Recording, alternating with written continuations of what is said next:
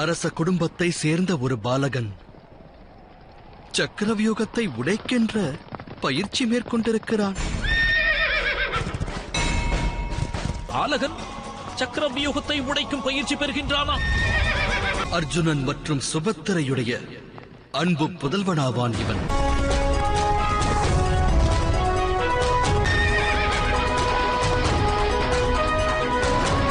இவனது நாமம் அபிமன்யு. அபிமன்யு அபிமன்யு. என்ன பெரும் மாவீரன் ஆகிவிட்டாயா? வருகை தந்த அதிதிகள் பயம் கொண்டு விட்டன. என் திறன் கண்டு அதிதிகள் ஏன் அஞ்ச வேண்டும்? சத்ருக்களே அஞ்சுவார்கள்.